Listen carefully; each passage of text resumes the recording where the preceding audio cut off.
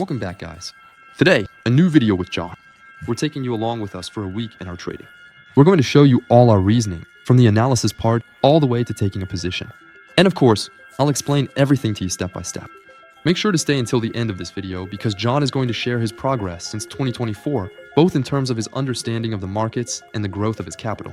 There you go. Now you know everything. If you enjoyed the video, don't hesitate to like it, subscribe, and now let's get started. First of all, this week, the US inflation numbers came out with the CPI. So, there's a lot of volatility hitting the markets and they're moving quickly.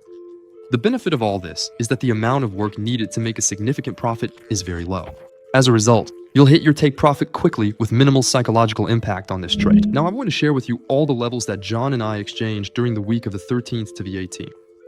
And as you can see, we have the first screenshot from the 12th, which was Sunday, the day before the markets opened on Monday the 13th. From these levels, you'll understand exactly our analysis for the week and all the entries we were able to make. But before we go any further, let me explain why and how the price will be drawn like a magnet to these price levels I've marked out for you, without using EPA IPA. If the price is so strongly attracted to these levels, well, it's because that's where the operators can place their massive orders. In this case, to sell, and in this case, to buy. In this intermediate level training video, the big question now is, how do we reach these targets? Well, since we're sure these targets will be hit because they're almost magnetized, being zones of high liquidity and volume, and because operators are interested in these levels, we're going to use all the concepts you've previously seen on the YouTube channel. Today, we're going to go a little deeper. As you can see here, a counter EPA has formed. And the EPA/IPA, well, these are the tools that will allow us to target these high volume zones. These trades, in a counter EPA setup, are extremely simple because you know exactly where the price will stop and exactly which price level it needs to reach. In this example, that's right here and there. Now, we're going to switch to replay mode. In the next minute, you'll see exactly why and how I interpreted the price and how I managed the opportunities that came my way. Just before we move to the charts, if you like this new format, feel free to comment operator. Give this video a like and make sure to subscribe in large numbers. At 500 likes, I'll drop an incredibly valuable video on YouTube that will really help you understand all these levels. And we're kicking off this week, January 13th, 2025. As you can see right here, we shared the screenshot on January 12th, 2025, which was Sunday. You know it by now, this zone is going to act like a magnet for this week, for the reasons mentioned earlier. So, let's see, we'll wait. Monday is an observation day for me most of the time, precisely to see if the EA will set up around my preferred zones, which are my target zones. In this case, there's a retracement zone right here. At the end of Monday, when I logged into the chart, I saw that we had turned bullish again from an EPA perspective. And at that moment, I saw a perfect alignment to go after that target zone. It's important to note that on Wednesday, we had the inflation numbers, which are right here, and these figures could have been the catalyst to reach that price level at 1.03267. At the end of that Monday, there were two zones that particularly interested me to keep looking for buys toward the 1.03267 area. Right here, we simply have the high of the EPA zone because it was broken with very strong volume. And just here, there's a zone where we could see a test of sellers against buyers and observe how the buyers react in that area. From here, I wrap up my Monday and wait patiently. Hold on. Before starting Tuesday, quick learning point, guys. Super important. Why was this Tuesday so interesting to me? I've told you many times on the channel, price is about understanding the relationship between sellers and buyers to make it a zero-sum equation. But as you've probably noticed, in price action, there are often imbalances, meaning there's not always a balance between supply and demand. One side wins, and it's exactly because of this relationship that I was really interested in trading on Tuesday, so I could take a position. With price, there are two possibilities. Either the price is too low, or the price is too high. In this case, we see that the price keeps dropping again and again, and at some point, when the price isn't high enough anymore, sellers refuse to sell. We're at price levels that are extremely low, so demand starts to show up. Prices go up because there are no more sellers left until we reach a price level where sellers are willing to sell again. In Tuesday's case, that's exactly what we're looking for. We saw the price drop for months and months until it reached this shortage of supply. We got to such a low exchange rate on the euro to USD that sellers no longer agree to trade at that rate. The shortage is confirmed because that's when we see the opposite EPA coming into play. So, for this Tuesday, I'm extremely happy to be able to take a position. Since there are no more sellers on the other side, I'm exposing myself to a really significant flow, especially for the CPI. And as you know, the market hates imbalance. It doesn't like it when one side dominates the situation. So, that's exactly why we're going to move as quickly as possible toward the next supply zone where sellers show up. It will then be very likely to see a CPI that will create IPA for us. And it's exactly in these kinds of market moves that I want to speculate. A very fast move that can generate a lot of gains with very little effort and very little psychological impact. Now you've understood everything about the theoretical part from Tuesday. Let me explain that day to you in more detail. Right before we go back to the charts, don't hesitate to leave a comment, give a like, subscribe, and in 2 minutes, we'll see exactly how the price reacts at this level, and I'll give you a new theoretical explanation about this level. I've perfectly marked out all my zones for Tuesday. I'm going to scroll through the price and wait to see what happens inside. So we come back to it for the first time. It's 1 in the morning, 2 in the morning. It's important to note that this timing shouldn't be overlooked because it's still the Asian session openings. So from this point on, I'm going to switch to the 15-minute chart to get a better look at what's happening inside, and we'll see how we could have managed that day to make the most of it. So here, we can see that there's a very strong reaction, and we already have a significant presence of demand. And that's something that's going to interest me a lot for what's coming next. Okay, so here, I'm waiting.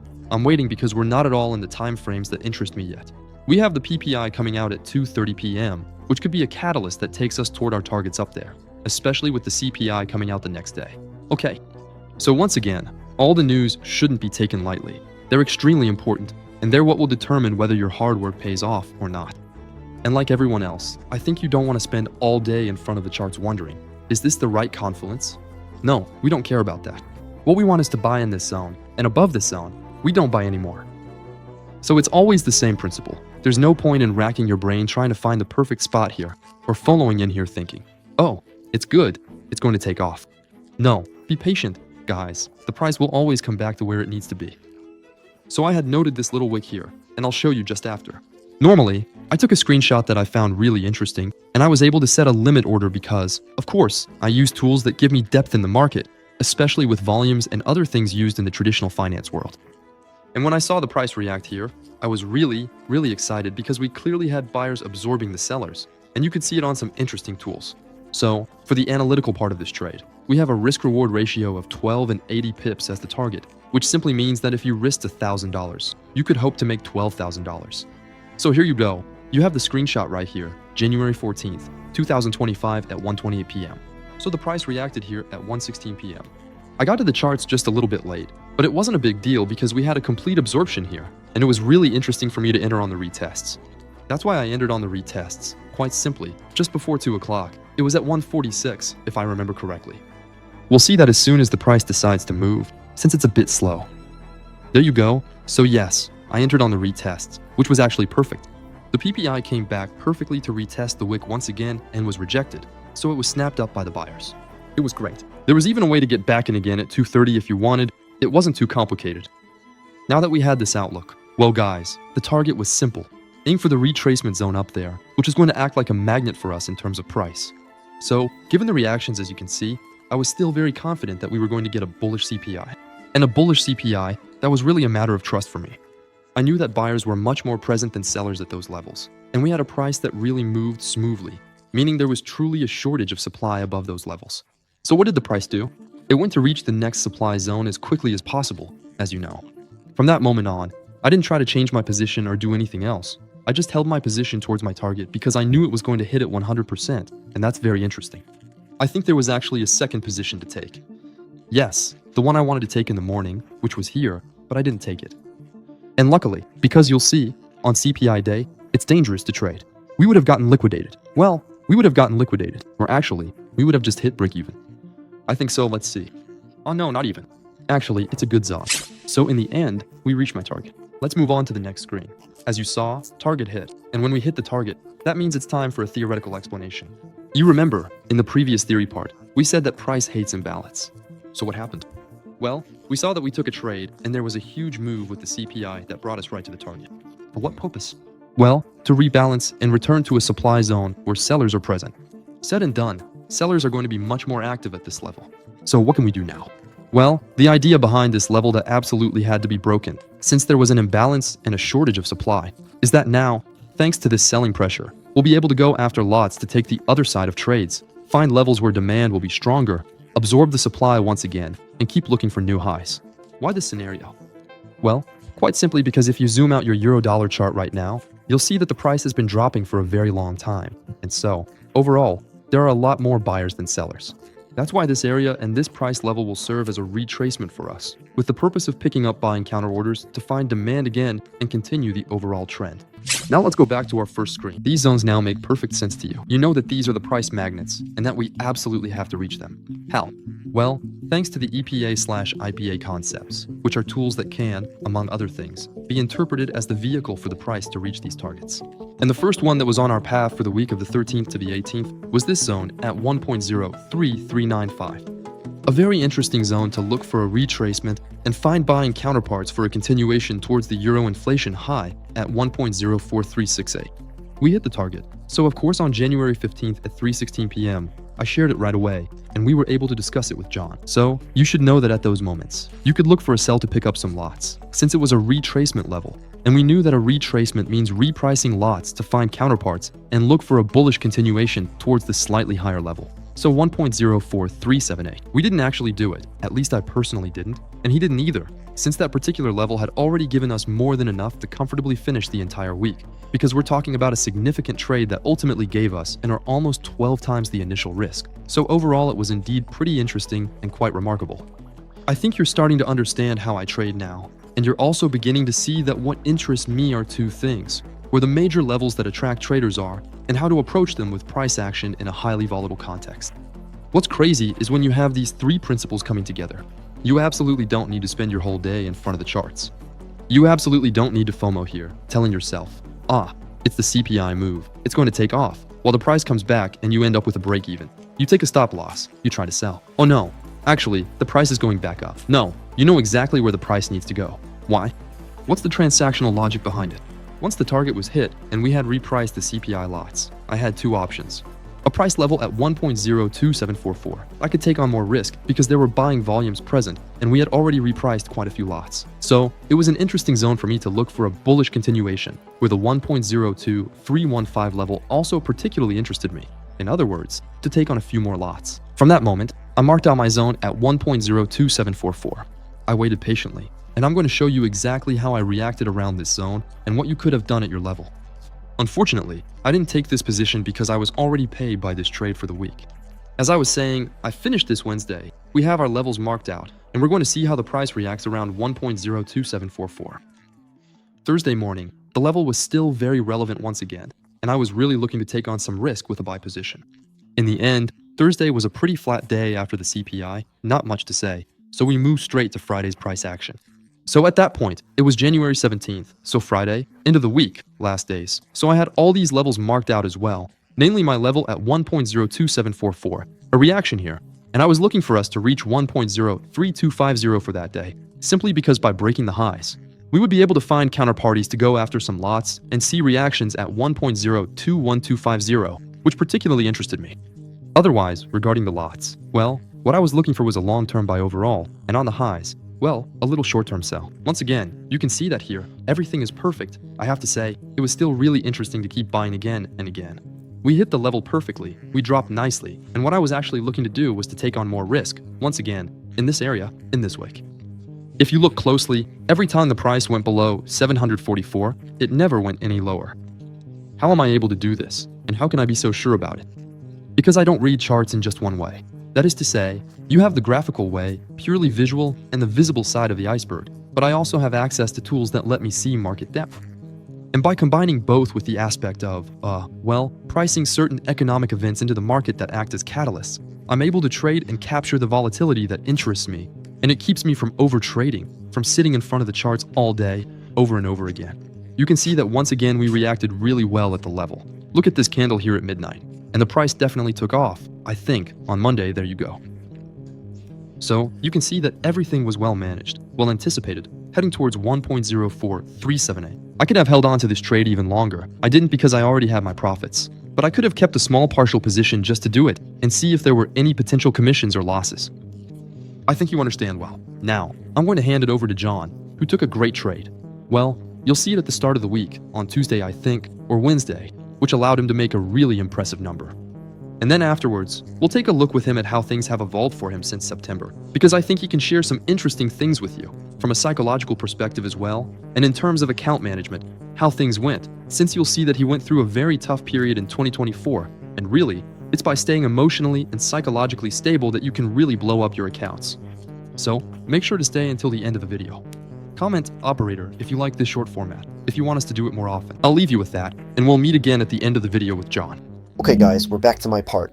I'm going to explain to you from the analysis all the way to trade management how I was able to take a position on January 21st, 2025 that earned me over 5 figures.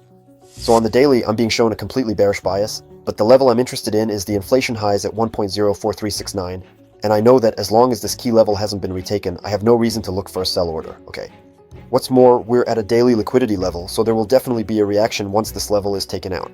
Okay, so let's take a look on the H4 to see how the market structure behaves, to understand how I was able to take the trade. Okay, we're on the H4. My bias is bearish, but my outlook has turned bullish with a first break here, then a second break followed by a liquidity grab right on time. So there's no more question about it, the intention will be taken back. The question I'm asking myself right now is, where is my selling counterparty located? The one that will provide enough liquidity in this area for me to target the inflation highs, which is my operator level. Well, here we can see that there's an imbalance zone, so I know that it's exactly in this area that I'll be able to take a position to target that operator level. That's why we're going to switch to the H1 time frame to see exactly how the price behaved in this area. So here we are on H1, my bias is bullish, and we have a liquidity level located perfectly at my selling counterparty. The two questions I'm going to ask myself are, where are we in terms of timing? It's January 20th, 2025 at 10 p.m. And then the second question I'm going to ask myself is, are we going to take this batch again with enough confluence to target the highs just above? So the timings we're going to watch are, of course, the pre-London at 8 o'clock, the 9 o'clock candle, and 10 o'clock. And if we don't have that confluence, we'll watch the pre-New York at noon, 1 p.m., and 2 p.m. So here we get a retest at 1 in the morning, which is a timing I'm absolutely not interested in, so we'll move on. Here we get a retest exactly at 9 o'clock on the dot. So I think there's not enough confluence here to target the highs just above, so we'll wait for the pre-New York timing. So here we arrive at 1 o'clock and we get a 3-candle low, which tells me there's enough confluence to target the operator level. So I take a position right here. I set my stop loss exactly below the 3-candle low, and so I'm going to set my TP at the H1 intention, since it could hit the intention, stall during the Asian session, and then go back to the operator level at 9 o'clock the next day. So I figure that during the Asian session, I won't be able to manage the trade. That's why my TP is set at the H1 intention. Let's see how the candles at 2 and 3 o'clock behave. At 2 o'clock, the price shoots up, clearly confirming the direction and the lot in 3 candles. At 3 o'clock, we're getting close to the liquidity here on H1. Don't forget we're on a bearish intention. We'll keep an eye on the 4 o'clock candle, especially to see the close. So it grabs this liquidity here at 4 o'clock. Let's switch to the M15 time frame to see why I held on to this trade and how I managed it in detail. So if we briefly go back to the entry, we had a micro signal here at 1:45 p.m., confirming the lot in 3 candles and also indicating to me that the liquidity here wasn't going to hold. So what I wanted to do was switch to M15 to see how the intention would be taken. Clearly, it's still being taken with a break of structure, which shows me that the H1 liquidity isn't viable, even though it closed with a wick on an H1 candle. The second thing that tipped me off was that here we took back some selling counterparty, right here. So I have no doubt that we're going to hit take profit. The only thing that changed in the trade management was that when the M15 intention was taken, that is, when the H1 liquidity was taken with a wick, I moved my stop to break even to secure the trade as much as possible. But once we took the selling counterparty, I had no worries at all that we would hit take profit. Let's see how it behaves. So it hits our take profit at 7:30 p.m. You'll see that it was actually very legitimate to set a take profit at the H1 intention, since we got a nice reaction during the Asian session, you'll see. And then it comes back to retest our operator level at 10:45 a.m. So it was really legitimate to set a take profit here, since I couldn't manage all the noise it made during the Asian session. Alright, So, at break even, losing money, and feeling like there's no light at the end of the tunnel, what would be your best advice for them? first, if we look back at this year, 2024, and the start of 2025, well, it's been flat in terms of performance, We haven't reached any highs. First of all, because my risk per trade is between 0.25% and 0.75% of my capital. And above all, 53% of my trades ended either at break even or with a partial take profit. So in the end, take profits were pretty much non-existent. It's clear that there was a missing piece to the puzzle. I told you about it, we looked at the strategy a bit, and the missing piece was inevitably the operator price levels. We started implementing them at the end of September, beginning of October. It was from that moment on that I was able to act in a completely sensible way, with much more risk per trade, because I had more confidence in what I was doing. My own capital, as you can see on the screen, amounts to 285,000 euros, not counting the swing on BTC, which is running at over 6 figures, nor tout invest crypto action, which are running as passive funds. It's a performance that is satisfactory, but not up to my expectations. But considering the understanding of operator price levels, I think the year 2025 is looking bright. In any case, I hope we'll get as close as possible to 7 figures. That's the goal, at least for the next 2 years. There you go. If you're going through a flat period like this and you're really looking to break out because you've been stagnating for several months, I can recommend 2 things to you. The first is to absolutely understand operator price levels, to grasp their importance and their influence on the markets.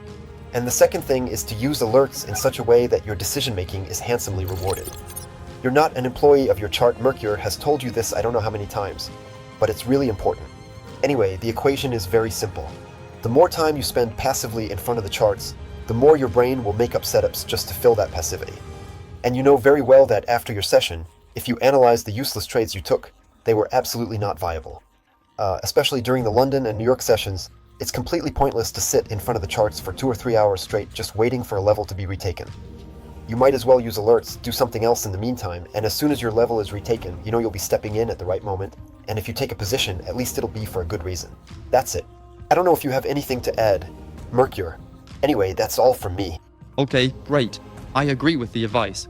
Alright man, thanks for coming on this video. Thanks for your input, and again, congrats on your results. Guys, that's the end of this video now. I hope you enjoyed it. Don't forget to subscribe, drop a like. With that, see you soon.